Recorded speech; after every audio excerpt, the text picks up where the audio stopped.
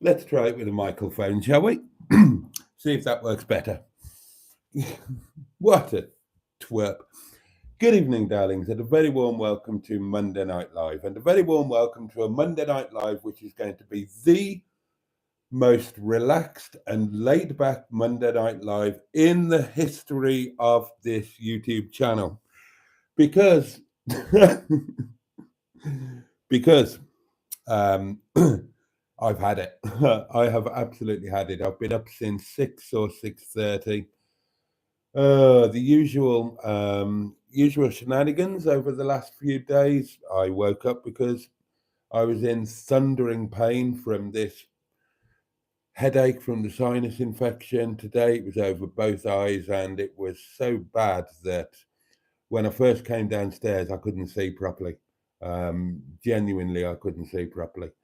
And yeah, it's been beating me up a little bit, and I'm sleep deprived, and I'm knackered, and yeah, so I haven't got much get up and go tonight, darling. So it's kind of going to be down to you lot. I'm going to hang on here for as long as I jolly well can. Don't you worry about that.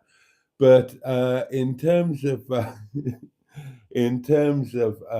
inspirational and enthusiastic hosting, yeah, ain't going to be much of that. I am, oh God. But there we are. I know that you lot will make it fantastic. And to help you, we have got also, I'm struggling to breathe a bit. So other than that, I'm fine. Other than that, I'm absolutely fine. Don't you worry about a thing. So my head is so clogged up. That's why the breathing thing. You clench your nose tightly like that, and then try doing stuff and without being able to breathe through your nose. And that's how I'm feeling at the moment. Anyway, enough of my woes. Tonight, to help us along, we have got a hedgehog of truth and his companion. We've got a box that's going to get at least one damned good pounding before the night is over. And we have got a community portable electric telephonic device upon which each and every one of you could, should you so wish, leave a voice note. And I'm hoping that you do, because that'll mean that I can just play those and I won't have to actually talk. In fact, maybe I could have 40 winks. If somebody left in a goodly voice note, then I could have 40 winks. Right, let's dive into the comments while I have a sip of me water. You know the way these things go, darlings. By the time the wine's open at 11 o'clock, I'll be fine. I'll be firing on all cylinders. I'll be hideously inappropriate and oversharing things and laughing too much at things which amuse me but probably don't amuse anybody else. So, right, let's pile into it and see where this takes us. First cab off the rank tonight was Carol C, who said, "It's Monday and I'm alive," which is one positive. It is. And the second positive is Boaty's doing an early doors live stream. Yeah. Well, everything's relative, isn't it? And 10 isn't really early doors, is it? But it's more early doors than 11. So there we are. And hello to all the bugs, says Carol C. Matron joins us and says, "Evening all." Jolly good evening to you. Jimmy Quinn is here. Good evening, Boaty. Oh, good evening, Jimmy. And then a bit of poetry from our Carol. Right, here we go. I wandered lonely as a cloud that floats on high o'er vales and hills, when all at once I saw a crowd, a host of golden daffodils, beside the lake, beneath the trees, fluttering and dancing in the breeze, and it was busting. Thank you, Carol C. That was lovely. Please like and make an old man very happy. Well, you could do exactly that. And 14 of you have. I'm very grateful.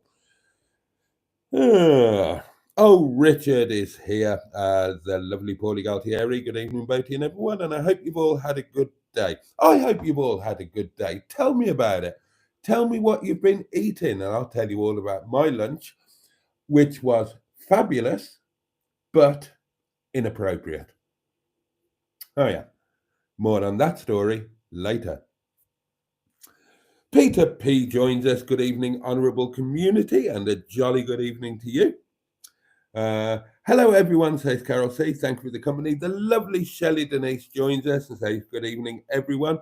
I remember the decorator was due, Carol C. Carol C says, the decorator has been here today. And when she says here, she means her gaff, which is, if I remember correctly, in the north of Umberland. It's been a while since we had any painting done, says Carol C. And I'm pleasantly surprised that paint doesn't stink the house out anymore. Oh. Peter P's wondering what colour. And it's baby blue in the kitchen with white gloss woodwork and a misty green in the hall. Ooh, sounds rather nice, doesn't it? Andrew Buttigieg leaps right into our midst with a joyous yell and pulls his trousers down and proudly shows his naked buttocks to all and sundry. And quite honestly, I approve of that. That is a fabulous way to greet the community. More of that sort of thing, please. And good evening, Ivor Spotty Butty. Mark Passab joins us. Good evening, Boaty, Matron, and good evening, chat. A jolly good evening to you. Oh dear. Andrew's got a thumping headache and something else. Whatever it is, it's the same as Stu, and I missed it. Oh, and he's dog tired, as is Stu. Then people rightly pointed out that I had no sound because I forgot to put the bloody microwave there, microphone there, didn't I? Oh, Bad Books is here, the lovely Mark. Oh, I got some enthusiasm then, didn't I? I worked up some enthusiasm. Maybe we can have an enthusiastic live stream after all, especially when the wine is open. Yes, no sound, no sound, no sound. Ruddy professional, says Andrew. Jim Bob joins us. Hello, all of you bugs. That's better, says Shelley. Oh, Mark, I'm motoring. Mr. Tickle is with us. Hello, everyone, says Mom.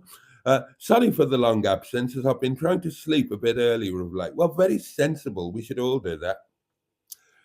Mustard has walked the legs off him, says Richard. The walk was just a lovely, relatively easy walk. It's just I couldn't bloody breathe. I couldn't breathe. That was the problem. You missed a comment from Kenneth Lamb. Right, okay. Right. People are saying hello to Mr. Tickle. Did you chaps wear protection today? Asked Peter P. No, we were hideously ill or under-equipped. We had nothing. We had no hats, no proper gear. We were wearing very incorrect footwear. And we were put to shame by a fully experienced rambling hiker who joined us at the monument at the top of Stoodley Peak, who was fully equipped with all of the gear, a rucksack, walking poles, the full 10 yards. And then there's us two old farts up there with absolutely sod all. How was your time with the Captain Boaty? Asked Jim Bob. We had a lovely time. It was it was so nice to see him again. It's been too long. And speak of the devil, and he will appear. Captain Mustard leaps into our midst, brandishing one proudly, slightly outstanding nipple that he bears to the community in a secret thing that he thinks I don't know about. But I do. Oh, yes. Not much gets past me. Boaty, you're always moaning, says Jimmy Quinn. Yep. Sounds like you're suffering the same as me, Boaty, says Mark on motoring. It's been over a week now. I know there's something going round. Oh, God, it's bloody miserable. I've had enough of it. It's painful to touch. Anywhere around here is actually painful to touch. And yeah, it gets you down after 3 or 4 days, doesn't it? Oh, God. And you don't get the sleep that you need. Oh. Still, nil desperandum. Boaty, why don't you consider not doing a live on Mondays? Then you'd have a whole day off to recharge yourself. I can't not do a live. Gosh, the very thought. I mean, no, that's actually a fair question, but I would miss it too much, is the honest answer. And Mondays, if I was going to not do a live, then it would be on a Friday or a Saturday. Um, Monday nights, I struggle. I struggle with time off. I struggle with downtime. Now, now, a Monday, I can cope with a Monday these days because I do things. I go and see Mustard, uh, or I have a cheeky overnight somewhere, or I spend time with Carol, or whatever. Um, but then this time on a Monday, what else would I do? I'm no good at relaxing. I don't have a television to watch. I'm no good at it. I don't do it. I don't enjoy it. I'm never productive. I'm only ever productive when I haven't got time to be productive, and then I'm enormously productive. And I would just end up getting miserable. So I would much rather do a live. I would much rather do a live. Better for me. I'd miss you all. And Mondays are double helping. I love a double helping.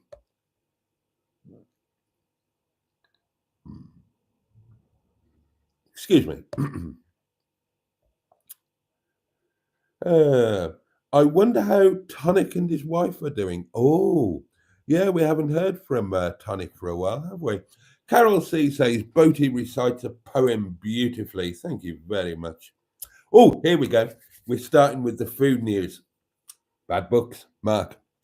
Breakfast, and he's correct in saying that, was a banana. Dinner, he means lunch, was tuna salad. Sorry, I'm laughing at something else.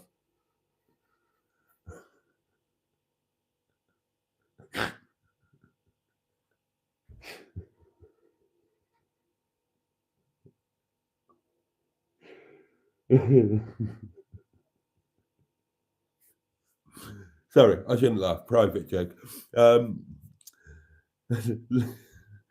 tea, he means dinner, was salmon pasta in sauce, beautifully cooked and beautifully created by Mrs. Books. Lord Stiff Upper Lip joined us at that point uh, and said, "Good evening, darlings, and a very good evening to you, Lord Stiff Upper Lip." That's living all right. And we have our first voice note of this festive season. Oh, and it's going to be from a very familiar voice. Captain Mustard has had curry for supper, but he might need some nuts for supper version 2.0. Well, you had two lunches, you might as well have two suppers, haven't you? Yeah. For lunch today, darlings, and there are two good things about lunch today. We went to the Chippy for convenience, but we went before our walk, and filling yourself full up of a chippy lunch before a walk is arguably not the wisest idea. So I had a small portion of pips, small chips with a large sausage, non-battered, thank you, and curry sauce. Mustard just had a portion of chips because in the lockup he had some keema type thing that he had made himself, and he warmed that in the microwave and deposited it on his chips, and it was a rather splendid luncheon. But yeah, probably not the best idea to have it before walking up something, but nonetheless, it was rather splendid. And when we got back, Mustard decided he was hungry again, so he had his second lunch, which was the rest of the keema stuff. I didn't have a second lunch, and I'm only going to have one supper. And like Mustard, my supper is going to be Ruby Murray. That's curry. I tell you what, we've got all the time in the world tonight, so we'll do the voice notes as they come in, shall we? Or as near as damn it. You want my face? There you go. There is my face. And the next voice that you hear will be from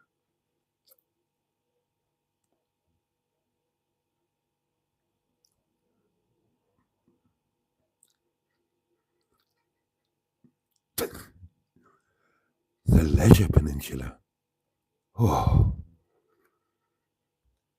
It looks like you're the F word, sir, today. The only difference is you haven't been up to no good with any women, have you, sir? Anyway, I know you were like that, but did you manage to go to the yard, sir? Yes. Or were you too effed to go, sir? No, I went. Anyway, hope you feel better soon, anyway. Oh, thank you. Me too. Me today too. I had my father around to fix my taps in the bathroom and sort my shower out. Oh, good. I had a steak pie for my snack. And for my evening meal, I had sausage, mash, and beans, followed by second posh coffee. Oh, right, yeah. Anyway, sir, thank you very much. I'll watch tonight's live. I also watched the Captains today. Oh. And he still aimed your Peugeot, sir, trying to tidy his yard up. Anyway, thank you very much, sir. Thank you. Can everybody please twat the like button? I would appreciate it. There we are then. So, right, yeah. Pie for the lunchtime snack. Sausage, mash, and beans. Now, what beans are we thinking? Are we thinking green beans, runner beans, which would have meant the application of gravy? Or are we talking, oh, there's a feature. Are we talking about baked beans? Now then,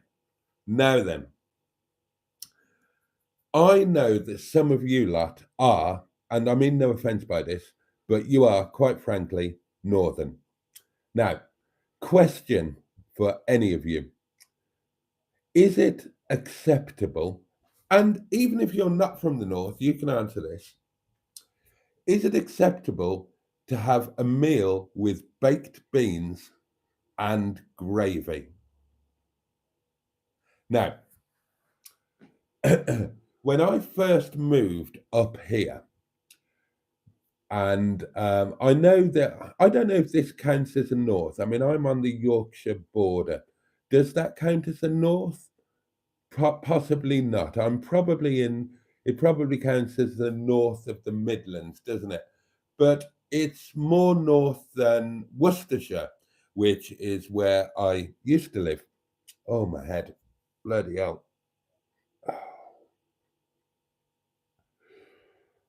Sorry, just getting a spasm there. Oh.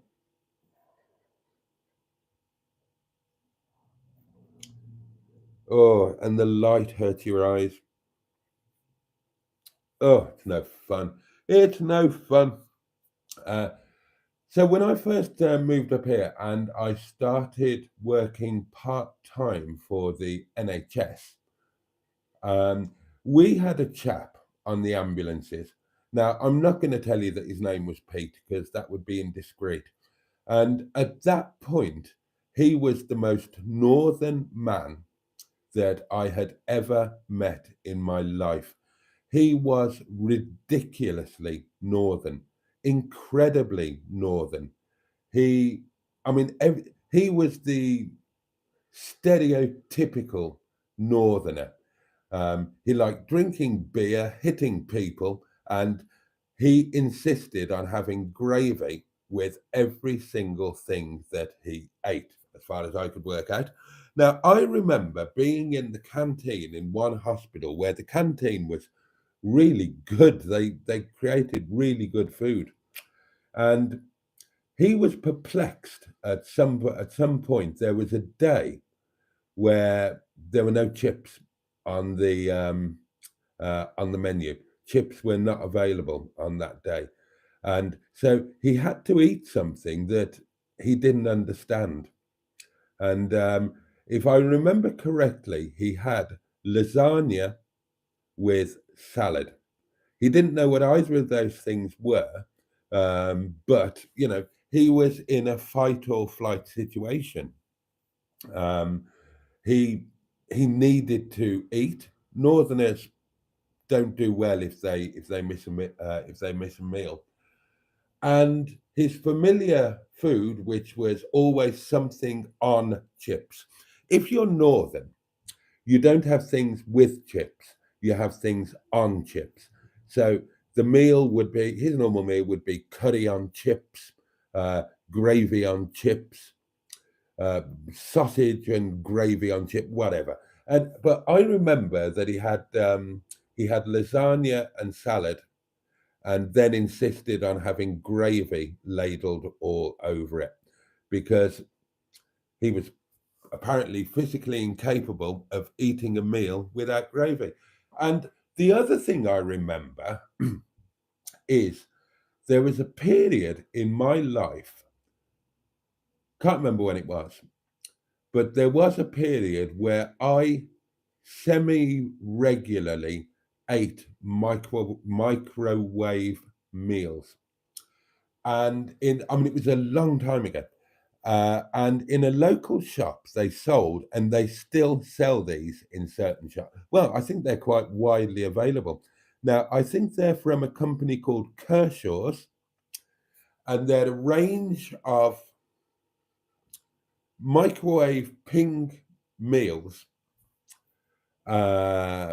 And you get they come in a box, and there's a plastic thing inside with the film over the top, you know it. But it's like a prison tray. Everything is in individual compartments, and they used to be however much each, but you used to be able to get 5 for £4. And one of them, and they still sell these. I was in a shop the other day and I saw these, although they were a lot more expensive now. And one of the things was you got what was called a steaklet, which, you know, I dread to think what was in that. So these are your compartments in your microwave meal, right? So you had a steaklet and onion gravy, you had chips, and then in the third compartment, you had baked beans. And that fascinated me. The idea of having baked beans and gravy within the same meal. And at that point, I hadn't really spent time in the north, and I hadn't yet met the bloke called Pete that I'm keeping anonymous for. Well, to keep his dignity, really. I wouldn't want any of you recognising him. And no, so to me, that seemed like an absolute anathema, the idea of gravy and baked beans. However, I felt that under these specific circumstances, I could cope with it. So what I used to do when I had one of these meals, sorry, my nose is getting a bit dry and what's it with the constant blowing, little bit of Vaseline. Don't worry, no, don't say that. Don't say that. I almost said something terrible then. Oh, thank God I didn't. Now, if it was after 11 o'clock, I would have said it. I wouldn't have thought to stop myself. But anyway, I found it manageable because they were all in separate compartments. So there was no intermingling of beans and gravy. So to me, it was perfectly obvious that the only way you could eat it was you had to have the chips as the constant. So in like a Venn diagram, the chips were part of both of the other compartments, but the other compartments had to remain entirely separate. It was only the chips that joined them. So the only way that you could eat it would be, and I never decanted it onto a plate. I always ate it. It's a long time ago, don't judge me. But I always ate it directly from the big plastic thing. If any of you have eaten one of these meals, do let me know in the comments. I can't be the only one that suffered. The chips were always the worst bit because microwave chips are always horrible, aren't they? You could perk them up a bit by splattering them with vinegar. So the only way you could eat it would be you'd have a chip, and it was normally one at a time because you didn't get many. And then you'd go into the baked beans, and you would have chips and baked beans. You would noticeably make an effort to clean your fork with your mouth. And then You would go back into the chips, deploy your kniffer, and have your chips or have your chip with a bit of steaklet and onion gravy. And that was the only way that you could do it, to me. But I imagine if you were northern, you would happily all just bung it into a dish and eat it all together with a spoon. So I would welcome your thoughts on that. Matron had 4 lovely meaty sausages for supper, and they were lovely. Mr. Parry says, I could never have gravy with beans. Also, I never have fish and chips with beans. It has to be fish and chips with mushy pizza.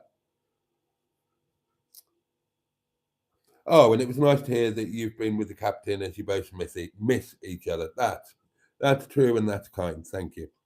And well done on your 4 meaty sausages, matron. Is that all? Did you not have them with anything? Was there no carbohydrate or, bread to make a sandwich? Mash to make sausage and mash? Chips to make sausage and chips? Anything else? Or was it literally just the sausage? Even something a bit moist, bit of curry sauce? No? Jim Bob went shopping to find the place had moved. Had to go to a place he wasn't used to and ended up going round and round the shop to find anything.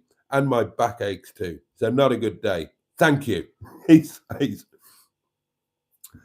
Mark Passad's supper was teriyaki beef stir fry with egg noodles.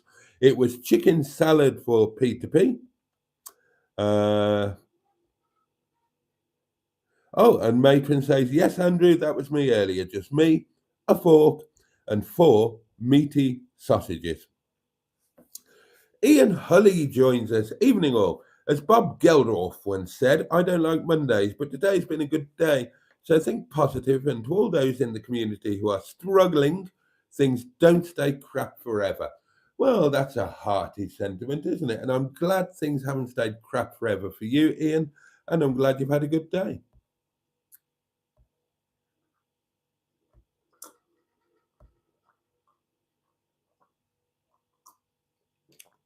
Oh, sometimes water is just fabulous. It really is. Nice filtered water with nice ice. Lovely. Richard had a chicken salad for dinner, followed by blueberries with clotted cream. No posh coffee tonight. The machine needs descaling.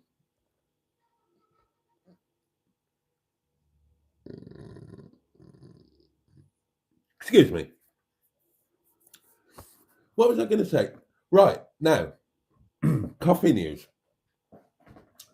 I had 2 cups of posh coffee at Mustard's place today, and it was absolutely lovely.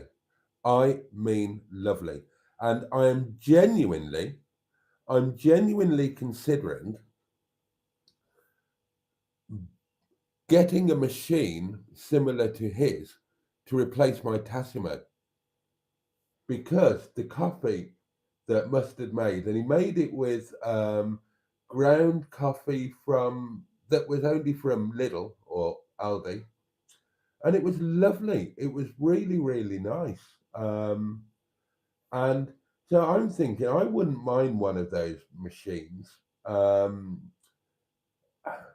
and keep the Tassimo to take away to hotels or something, or to have in the back of the car when you're car camping or something like that. Oh man. So if anybody knows anything about those type of, so I know nothing about coffee machines. The only ones I've had experience of is my Tassimos. Um, I've I I have had and still have a cafetiere. And when I was married, we had, an old school,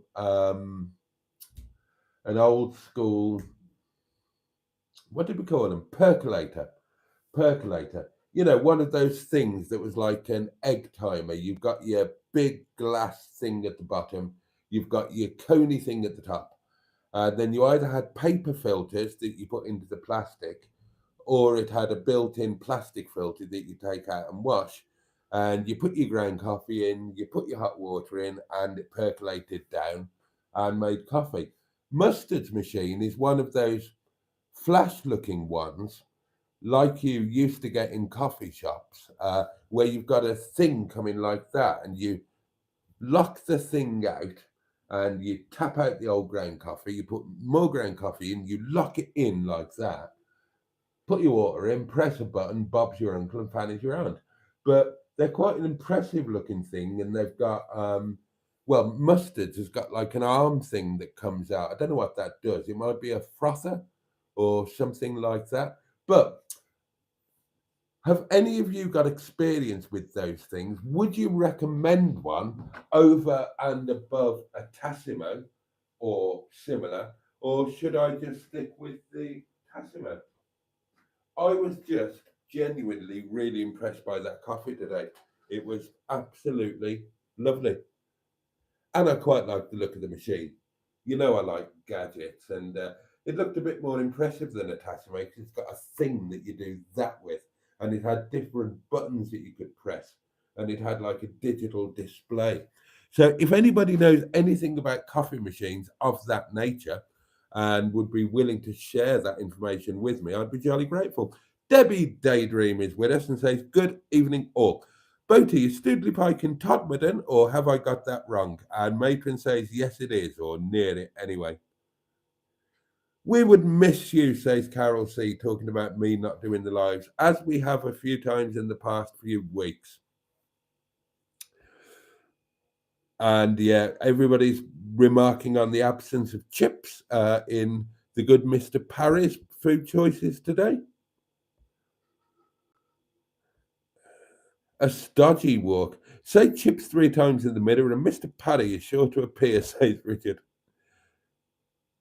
Carol C. had chicken curry and a lentil sauce with a Brussels sprout curry side dish. God, that sounds awful.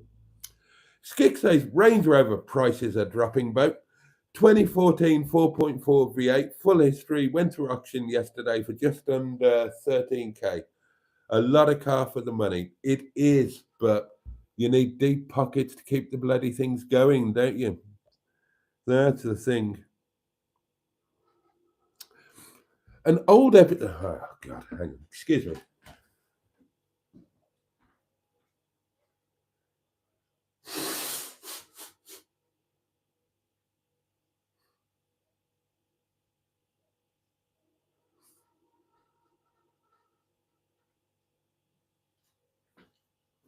Pardon me, darlings. An old episode of Grand Designs was on telly last night, says Andrew. It was very near Sheffield. And when Kevin was walking along a street, what did I spy? The Cock Inn. I love the fact that opposite the restaurant, the pub next door to the brothel is called the Cock Inn. And you think, that can't be coincidence, can it? That can't be coincidence. Anyway, good evening, Skick. Thank you for joining us.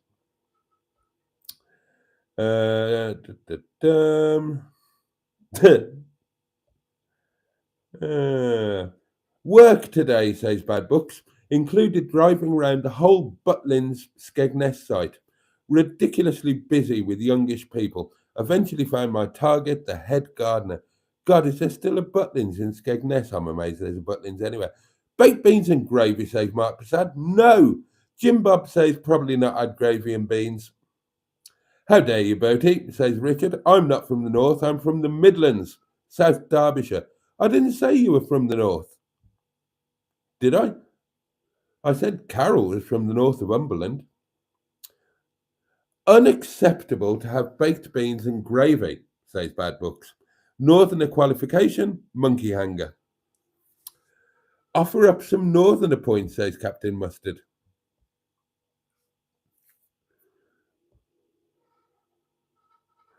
ACAs are a rum breed, says Stu.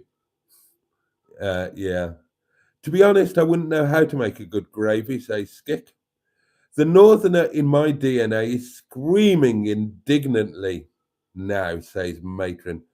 Baked beans, not for me, says Ian Hully. Baked beans and gravy, just wrong on so many counts. Same as pouring vinegar on mushy peas. Both wrong and should be made illegal. I rarely have gravy, says Jim Bob. Too lazy.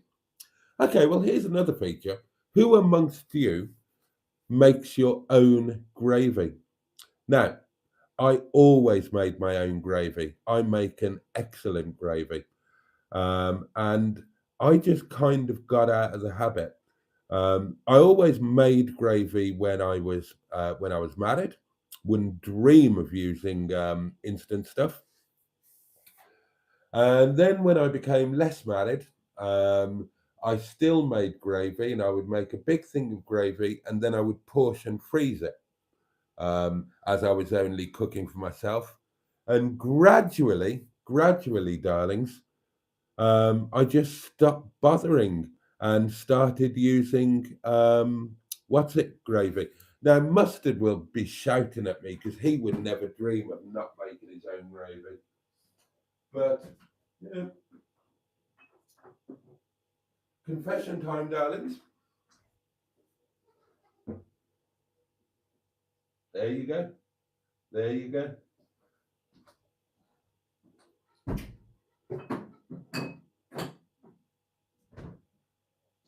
Now, arguably, it makes it more wrong that I don't make gravy because I know how to make superb gravy.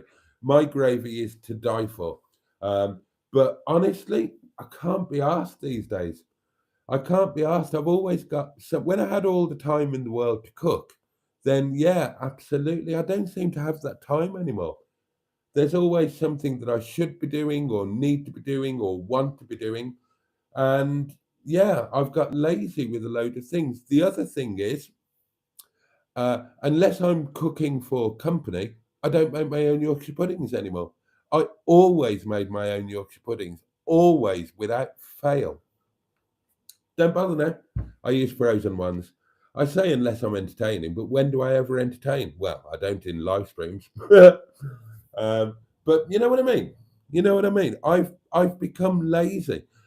On the other hand, in my defense, I've learned to cook other things. I've learned to cook Chinese dishes. I've learned to cook Nepalese dishes.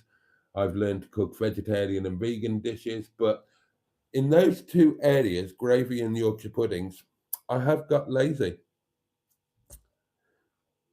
Well, some people drink mint sauce with gravy, so I love a Sunday dinner with a load of mint sauce. Yeah, the other one was a reference to my Shawnee. And every Sunday, Sean sends me a picture of his bloody dinner, which is basically just a vat of mint sauce with a little bit of Sunday dinner on the side.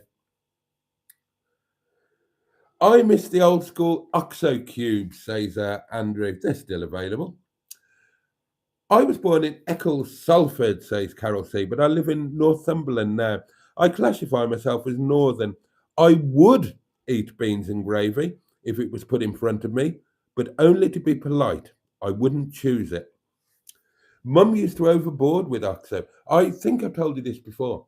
My grandmother's idea of making consomme, and I love a really good beef consomme. My grandmother, my grandmother's beef consomme was an OXO cube and boiling water. That was it. That was beef consomme. And to be fair, to be honest, when I was a kid, I remember that being quite good. But I was amazed then when I started eating really well. The first time I tried a proper beef consomme, oh, that was a game changer. Because guess what? It was in a nice restaurant, and the consomme was not just an oxy cube with boiling water. And I still enjoy consomme occasionally now. And I would recommend you, it is expensive, but I would recommend you to the Baxter's. Is it Baxter's beef consomme? It's about £2.50 for a tin of soup, so it ain't cheap, but it is free if you shoplift it. So that makes things more affordable.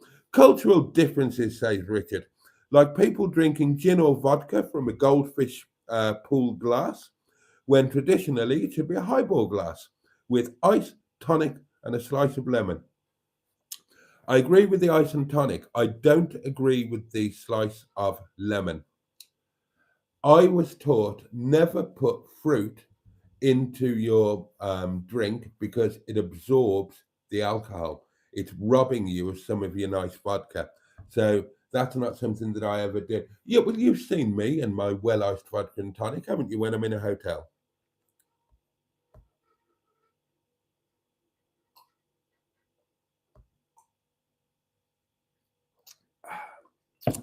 Debbie had a phone call, relatives from Australia, but thanks everybody for confirming it was Todmorden.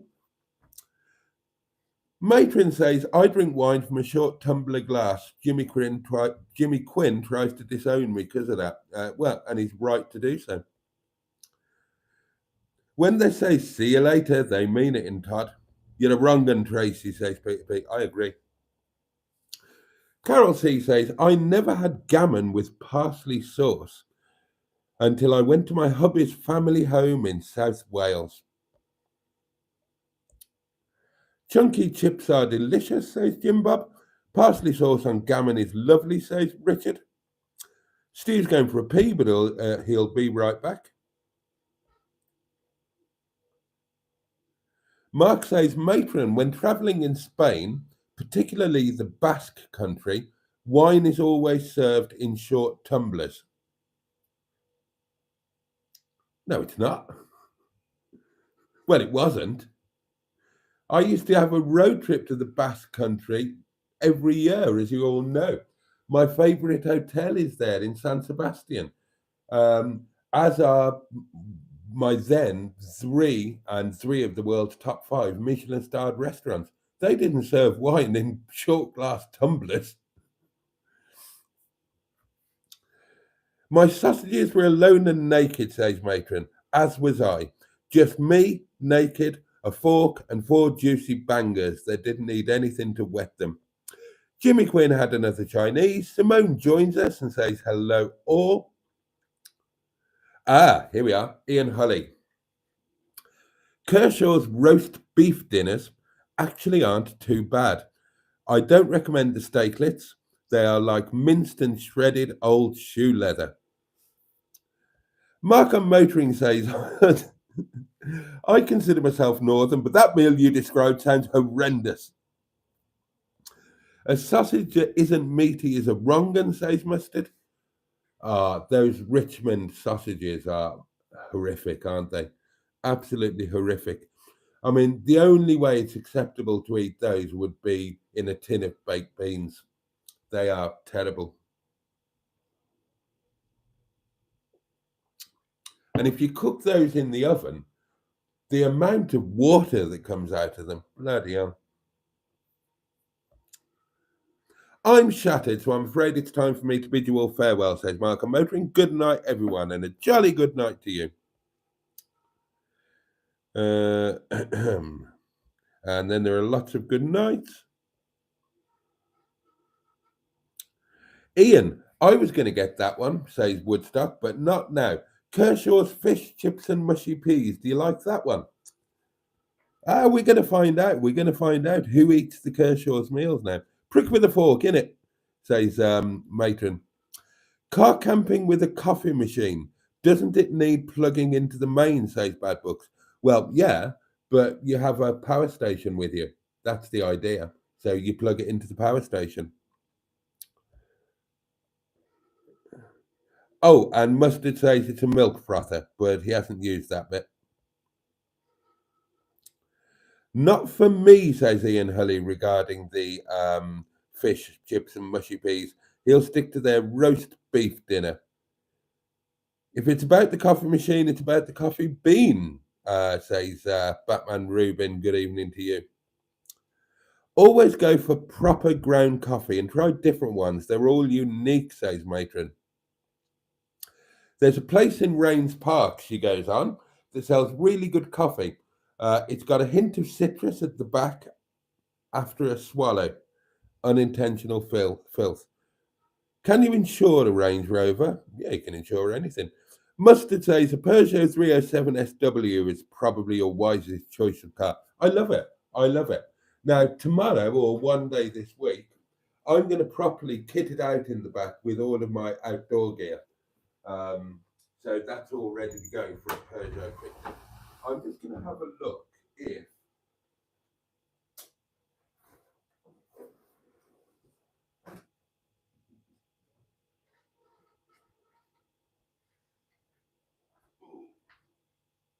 bugger. Haven't got them. I don't think. Oh.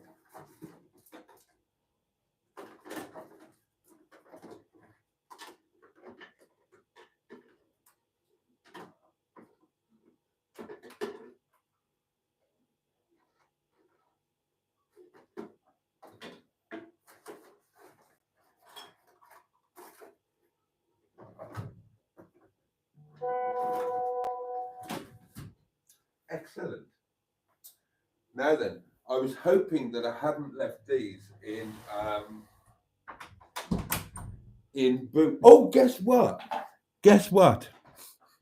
You know when we were driving back from Stoodley Pike today, guess what drove past us on the road in the opposite direction? Boo!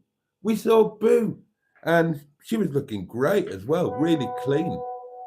Right, I was hoping that I hadn't, talking about Boo, I was hoping that I hadn't left these in her, and I haven't.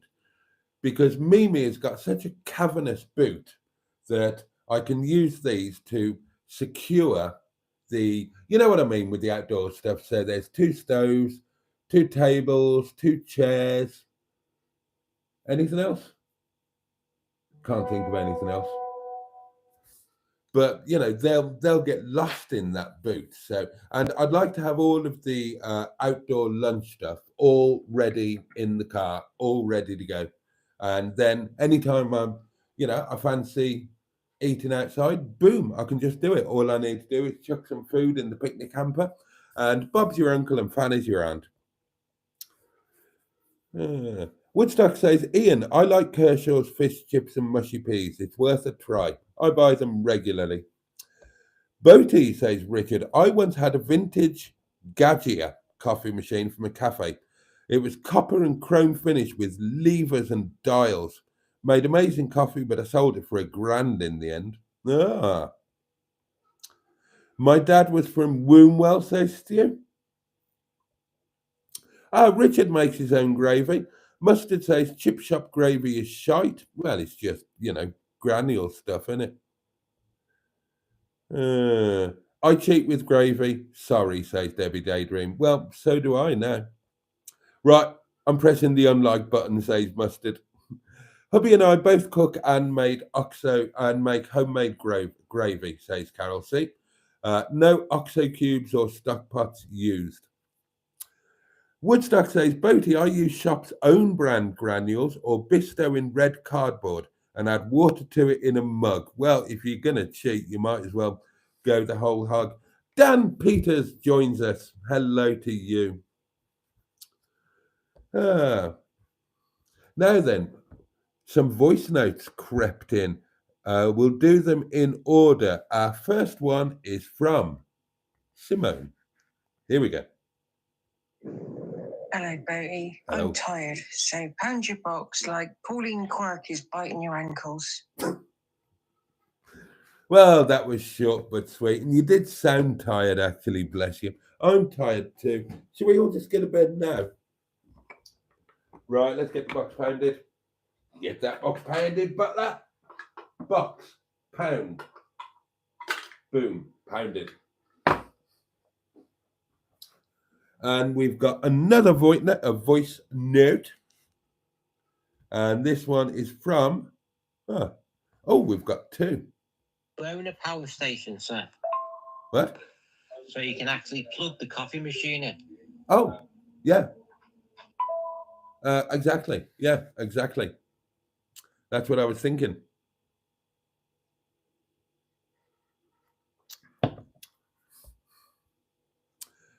Great to join your live, says Dan Peters. Look forward now the better weather is on the way. And Boaty and Captain Mustard do lunch. I miss our do lunches. I love doing those. I know they weren't everybody's cup of tea, but sod it. I loved them and I miss them. And I'm not ashamed to say it. Oh, Josh Homan joins us and says it's good to be here and it's damn good to have you. I make homemade Yorkshire pudding, says Carol C, but only with a beef joint. No other roast is served with Yorkshire pudding. Somebody has done a thing. It's the lovely Mark Prasad, and he has gifted a membership. Oh, and it's gone to Simone. It's gone to Simone. Hooked on Classics. Thank you, Mark, and welcome back to channel membership, Simone. Bless you. Thank you so much. Lovely to have Simone back. Right, where did I get to? I need to get back to the comment where I was. Here we are. That's where we were. Hubnut, says Richard, strikes me as the type to have McDonald's barbecue sauce portions in the door pockets of his cars and fridge. That reminds me. I wonder if they're still there.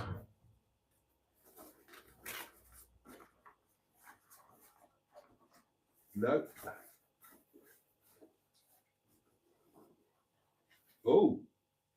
Oh, a dirty handkerchief. That's not what I was looking for.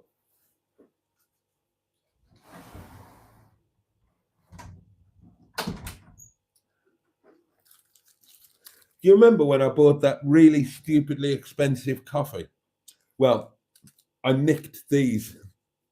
These are from when Carol and I were walking the Munsell Trail, and we stopped for doings at Hassop Station. Had that really expensive bloody coffee. So I thought, sod it. So I've got tomato ketchup, Heinz, the good stuff. I've got tomato ketchup. I've got English mustard. I've got salad cream, and I've got HP sauce. Let's have a look at the dates. Oh God, I'm not going to see them. Am I? They're going to be really small. Can I read that one? Best before.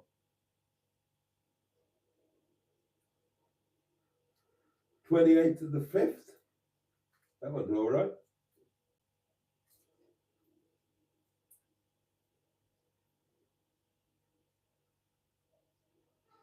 That doesn't make sense. Oh, the 11th of the 7th. Plenty of date on that one.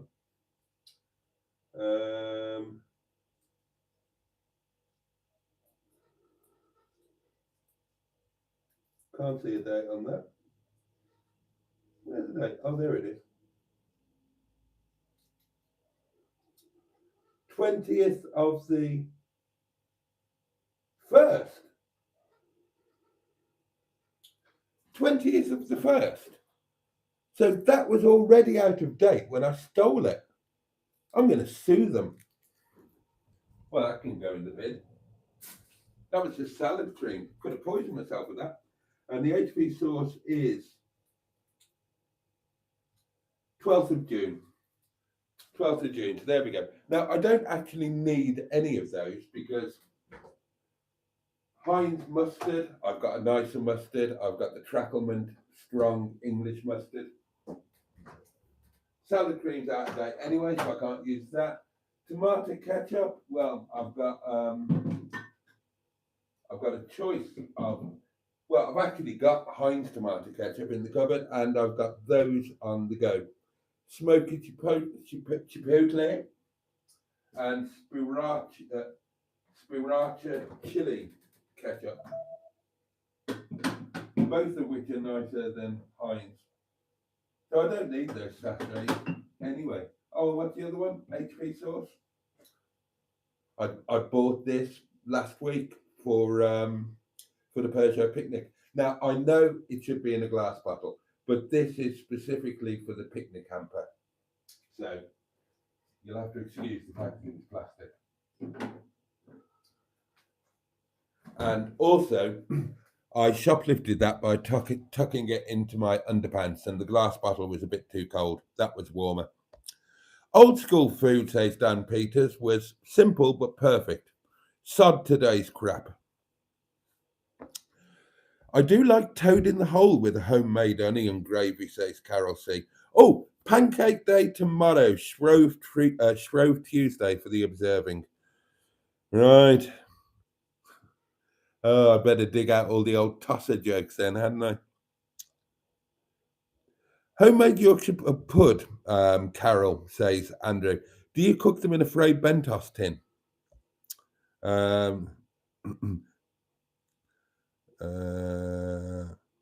Oh, hooray! Pancake day, love it, says Debbie Daydream.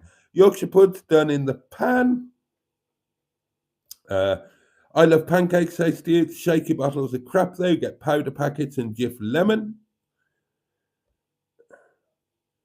That's a pancake, says Mustard. Oh, flour, eggs, and milk, says Jim Bob. I need a drink now, non-alcoholic, says Jim Bob. Oh, it's pancake day here already, says Andrew. No flour though. Carol C cooks the Yorkshire puddings in a deep muffin tray. Ladies, you can't beat a deep muffin, can you?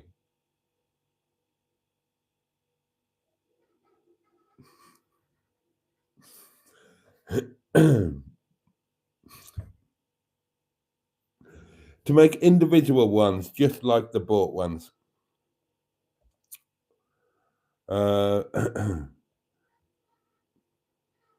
Good evening to one and all, says Josh. Boaty, did you try my hint on cooking beans? Asked Simone. I haven't yet, but it's on the list. Got you, Carol, says Andrew. Mum and Grandma used to do the Yorkshire puddings in Frey Bentos tins. Nom, nom, nom, nom, nom, nom. Simone's going to bed shortly. She's knackered, aren't we all? Lots of pancake advice going on. God. Dear me. Oh, there's a whole flour thing going on. Richard says, Boaty, in the summer you can have a waterside supper with riparian entertainments. I don't know what that means. Out the back of the Persia. What does riparian mean? I'll have to Google that. Apologies for being thick.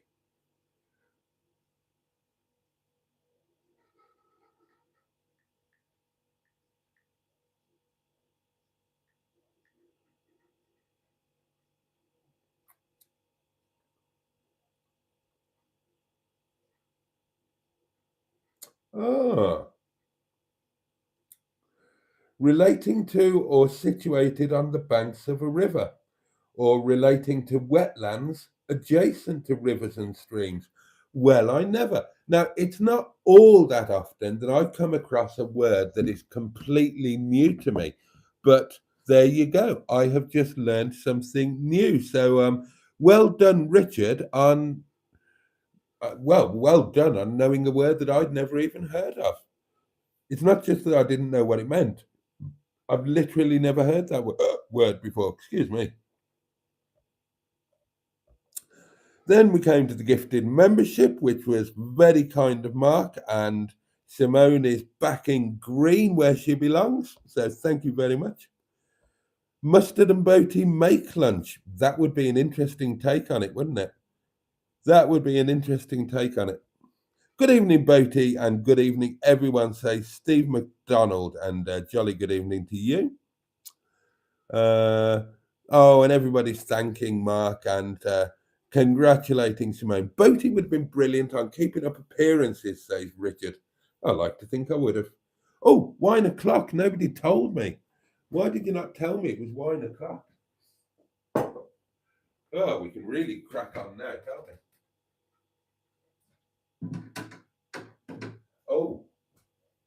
Oh, I need to put a bottle in there, don't I? Under my overcoat, dangling free, the flashes of Wimbledon coming away.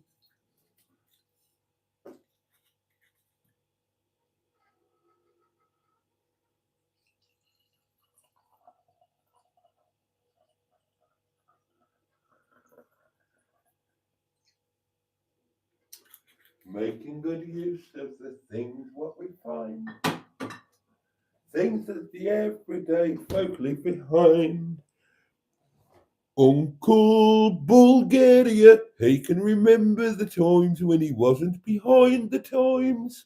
With his map of the world, pick up the papers, take 'em to Tobermory. It's nearly 1 o'clock, says Carol C. Ah, somebody did tell me. Thank you. Time to say goodnight to Simone. Ketchup in the fridge, says Jim Bob. Of course. Once ketchup has been opened, it belongs in the fridge. Right then, darlings, here we go. Hopefully, this is going to be a game changer. Although, God, you have to be careful. When you're waking up in pain with a sinus headache anyway, the last thing you need is to be dehydrated and hungover. So, steady on the wine. Cheers, darlings. Your very good health. Bottoms up yours. Get stuffed. And sinus infection, you can get stuffed too. I'm talking to you in there.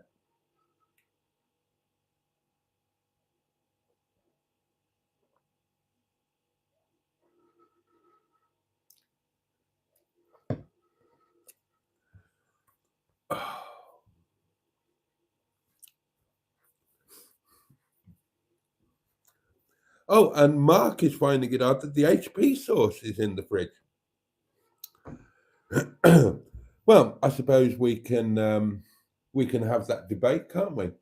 I mean, I think we've had it before. I mean, the ultimate answer to should your ketchup and brown sauce be kept in the fridge?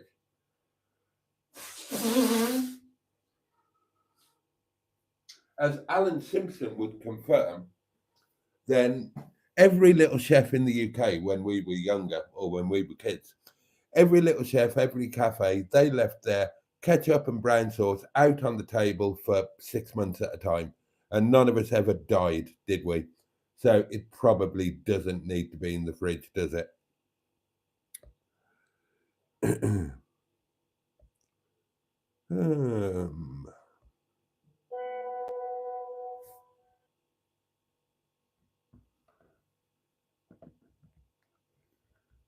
Oh God, I wish. I wish. Just accept by the end of the year you will have about 100,000 subs. I wish. I'd be happy just to get back to the however many I did have, 6,800 or something I had when YouTube nicked 1,500 from me, didn't I? I'd be happy just to get back there.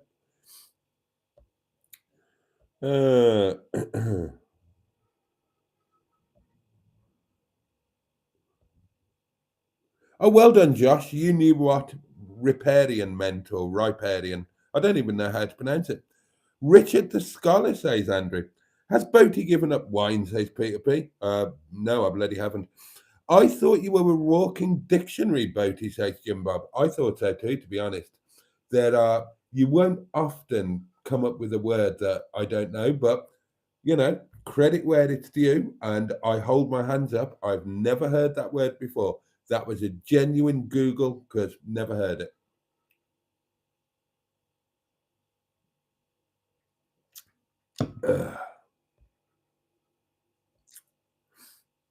The K residence, the lady of the house speaking. Boaty without a wine is like an escort without a spa. He's talking to his sinuses now, says Jim Bob. Well, it makes a change from his anus, says Peter P. Have you heard from your YouTube mentor, asks Carol C. Well, that depends. Who do you count as my YouTube mentor, Carol C? Are you talking about Dan's Bangers? Or if not, let me know. I haven't heard from Dan's Bangers, and he hasn't put a video up for over a year. But if you mean somebody else, let me know. I never had ketchup in the fridge as a kid, says Woodstock. They only started saying put it in the fridge to sell more. Oh, yes, Carol C, says Matron, the account partner person. Hey? What? You've lost me. I prefer Matron's Bangers, says Peter P. 100k subs, says Skick. Well, others do it, so why can't you? Well, presumably because their content is better than mine, I suppose. That's the most likely reason, is it? Although, over the space of spring and summer, I am going to be changing that, or trying to anyway. I am going to be, I'm going to be trying to ramp it up. And I didn't intend to talk about it. I intended to just do it, but then it was all starting on March the 1st, when the weather got better and whatnot. I did it on Friday, and then I've been laid low by just this horrible thing. Oh, right. The YouTube education that you accept. Yeah. I haven't had a one-to-one yet, but yeah, I'm into the thing, and there are all of these things that you can watch. To be honest, the ones I looked at were no help. They were talking about stuff that I just already know about. As I've said before, a lot of the problem with me is that I can't be asked, or I haven't got time, or in theory, I know how to do a reasonable video. I know how to do it technically. But yeah, I am going to tweak the old content this year and hopefully make it more interesting and more widely appealing. So there's going to be more walking, more outdoor stuff, more eating outside, more cooking outside. There's going to be tenting. There's going to be car camping. So there will be overnights and all of that kind of thing. I enjoyed your latest video, says Debbie Daydream. Well, thank you very much. That was the Longston Edge one, wasn't it? And the sausage and bacon bap. I'm glad you enjoyed it. So did I, actually.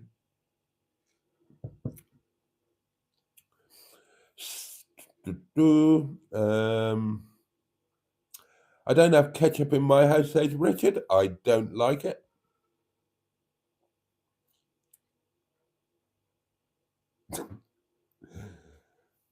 And Peter P has picked up on one of the hashtags that I put on my Instagram and Facebook post. Hashtag desperately trying to get to peak pottering weight. Yeah, I wondered if anybody would pick up on that. Hopefully you didn't read the ones after that, Peter P. Hopefully you followed instructions. And amazingly, darlings, I've caught up with the comments. So, what are we going to chat about for the remaining 49 minutes of these doings?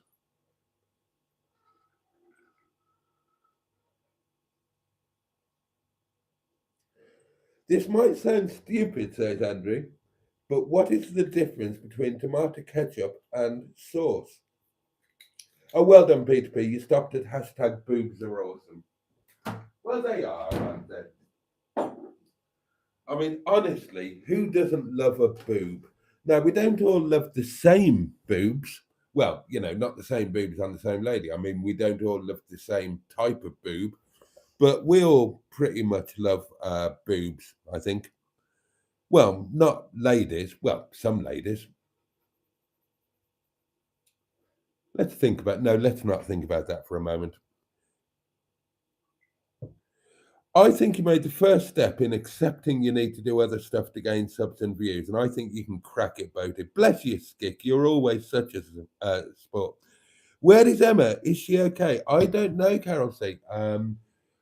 She's got stuff going on at home. She's been suffering with her health. So I don't know, but hopefully she's okay. Oh, and her sister hasn't seen her this evening either. The difference between ketchup and sauce. That's an interesting one. Let's Google it. I Googled riparian or riparian.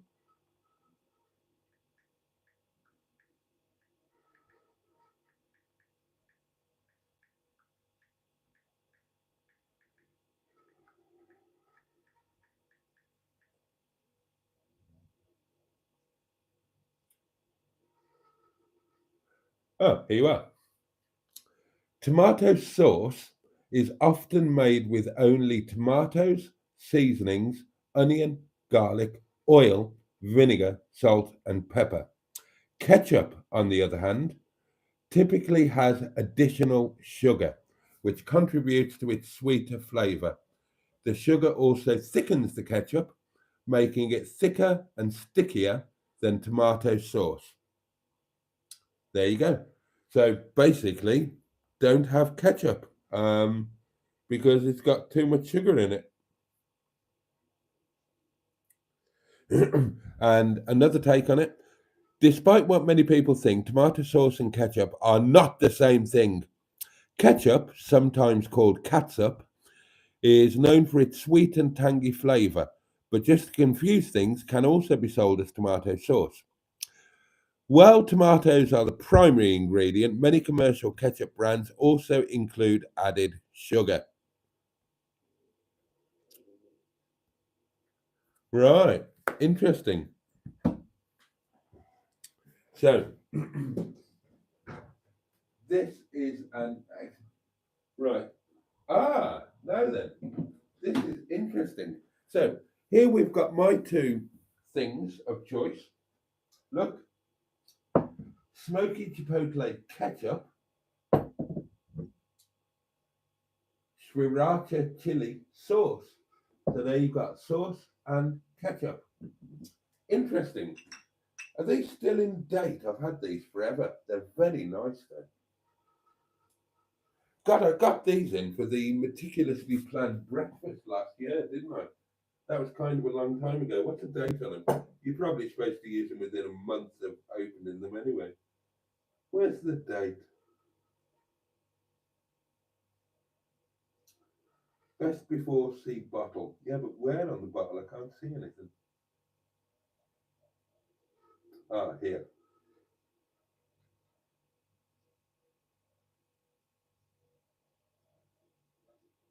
Oh Christ, I can't see that. Hold on. That's too small.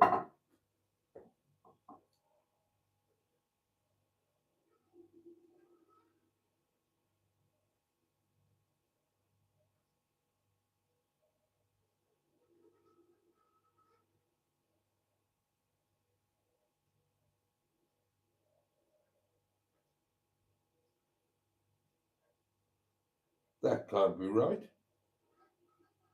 01/12/22. No, that can't be right. Oh no, hang on. Best before March.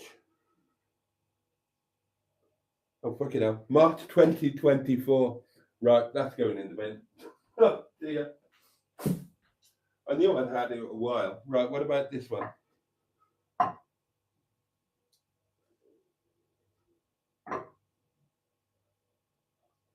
Oh, look.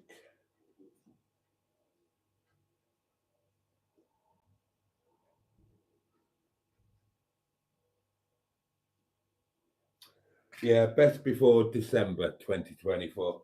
Okay, there you go.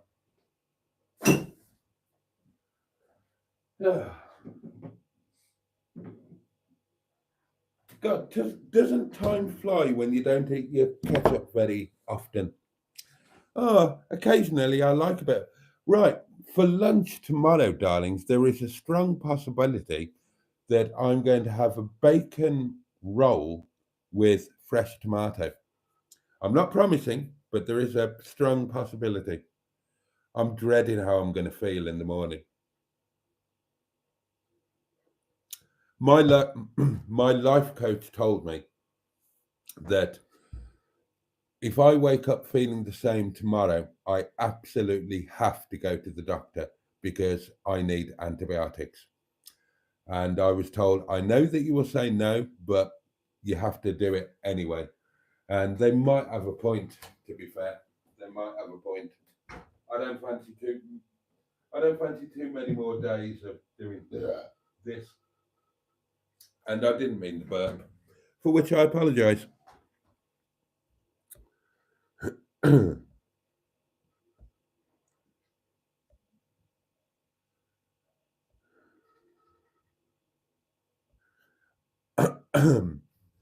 I like boobs, says Richard, but not fried eggs hanging on nails or basset hound ears types. I always thought ketchup was an American thing, says Andrew Buttigieg. Carol C sending positive vibes to Emma and Tonic 110 household. I agree. How is Lee Jean, says Peter P. Now then, I'm glad you said that because Lee left a comment on one of my videos and she said, let me read it out to you because I was supposed to. Lee says, sorry I'm missing the live, Boaty. There's been a lot going on after this blasted accident. If you remember, she had a very nasty road traffic accident. I enjoy watching the catch-ups. So she watches lives on catch-up. Say hello to all from me. So there you go. There's Lee's news for you, and we send you every good wish for a continued speedy recovery after your horrible experience.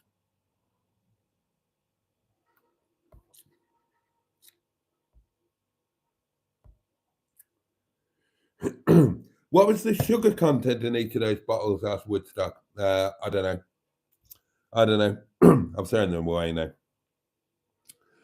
Left the fridge open, says Peter P. That's my trick, says Matron.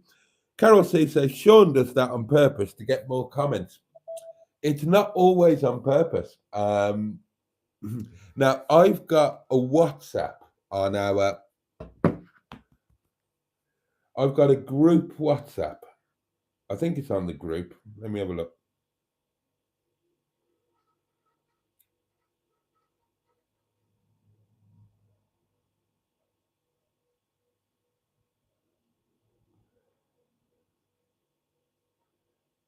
Was it this one? I've been in pain ever since I got back. Oh, hang on. Was it that one?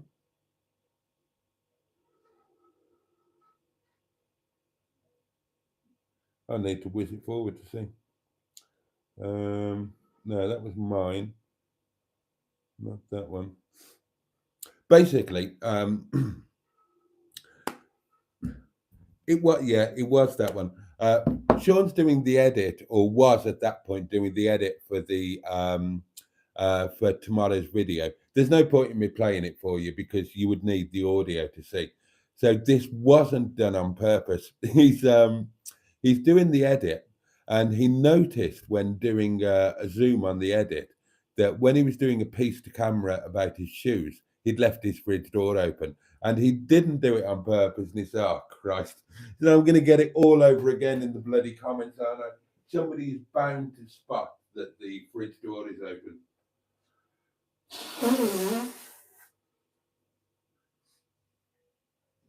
So I know he does things on purpose sometimes, but not always. Sean gets a lot of grief for doing that. He does. No squeak from the fridge door anymore, says Jim Bob, talking about Sean. Mustard had better crack on with some editing. Bye, everyone. Thanks for popping in, mate, and thanks for a lovely day. Thank you for lunch. Right, yeah, Sean's fridge door. There's a story there as well. I watched a video when that was going off all the time. And I sent Sean a WhatsApp while I was watching it saying that fridge door is doing my head in capital letters. And he got rid of it. And he said afterwards, he said something like that that when viewers talk about something, he says, oh, I just ignored it. He said, but when you said it was actually doing your head in, I thought, right, I better move that. Oh, God, I hated it. Boaty needs to put a little tinkle on the fridge to let him know that the door is open. My fridge door, pretty much will close on its own. See? And that's not me applying pressure. Let me look. It self-closes.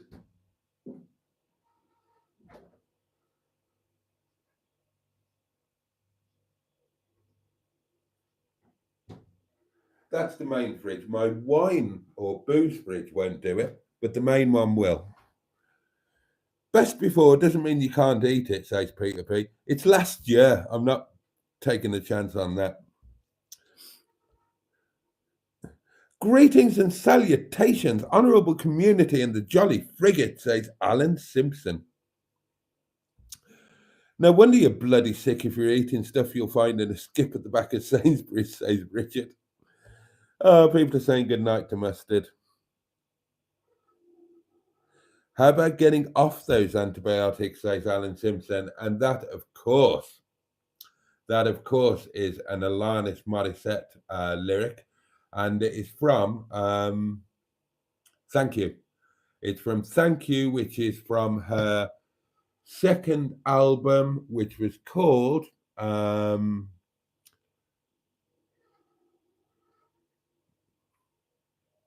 something of a supposed relationship junkie, or I can't remember what the album was called, but I own it. And Thank You is track 3 on that album.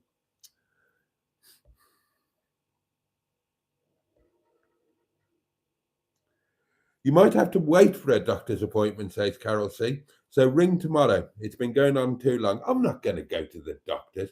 I said I'd been told to. I didn't say I was going to do it. Look, if you can go to work and climb up a large hill and not die, you don't need to go to the doctor's. Although, as you will see on tomorrow's video, I did think I was going to die halfway up the hill today.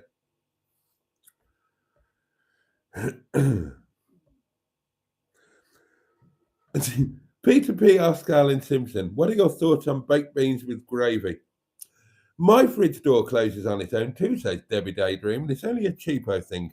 It's about getting the balance of the legs right, says Matron, who I think is talking about something else.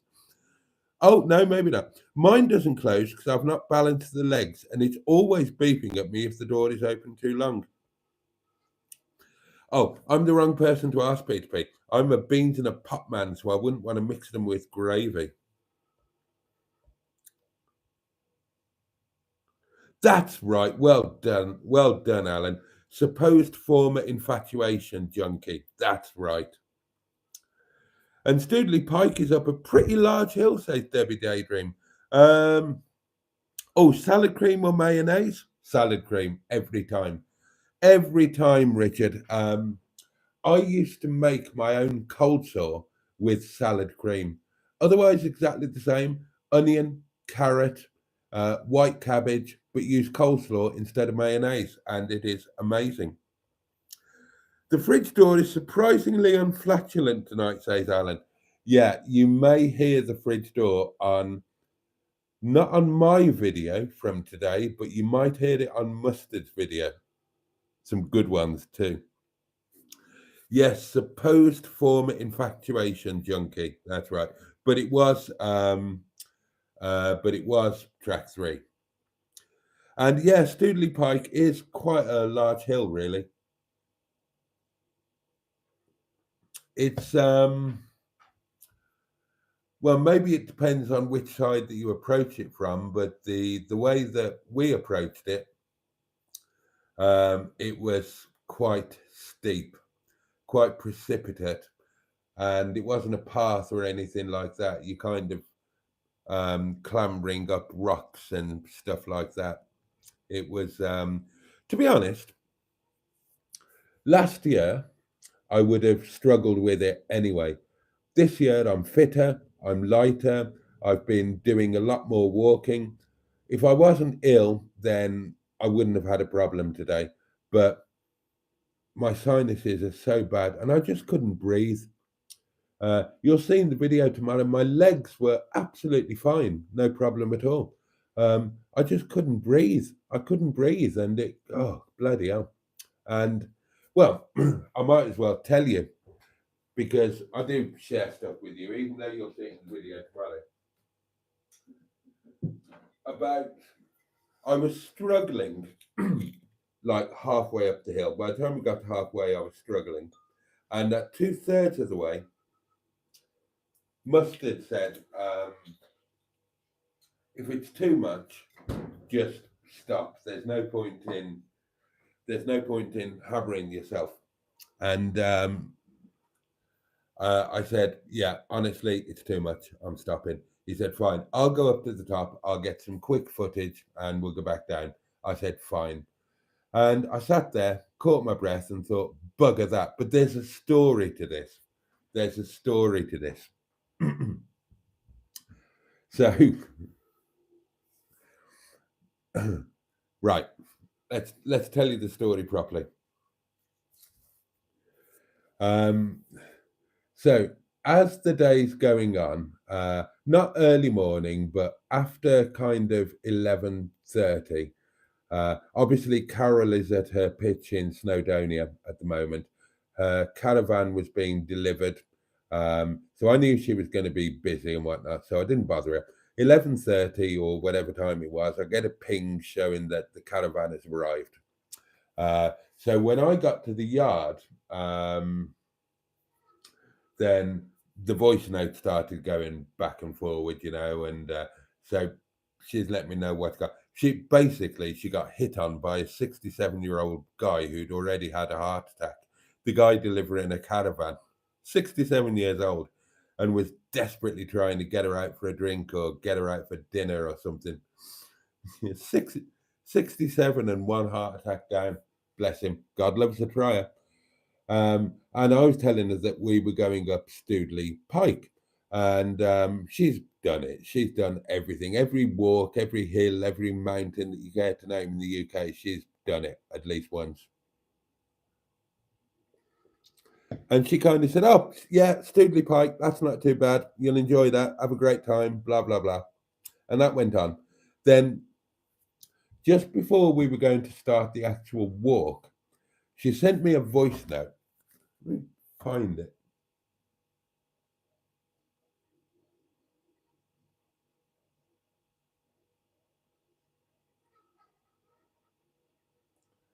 Which one would it have been?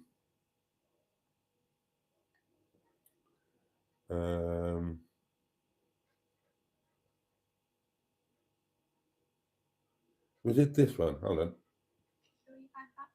Ah, yeah. Here we go. Right. So we've just set off. I've sent her a little video of us starting from down at the very bottom, and I got this. If you can hear it. Make sure you bag that trig at the top. Right. Make sure you bag that trig at the top. Right. You know what a trig point is.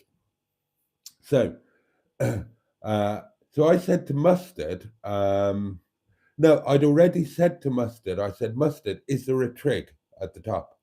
And he said, don't think there is actually, no. But then Carol sent that saying, make sure you bag that trig at the top. So I thought, right, okay, there's a trig at the top. I trust Mustard, I trust Carol over Mustard. She collects trigs. She had to do 53 trigs last year, so she will know. So, as I'm sitting there, 2/3 of the way up, asphyxiating, I told myself that there's no way I'm getting 2/3 of the way up, so I've done most of the hard work.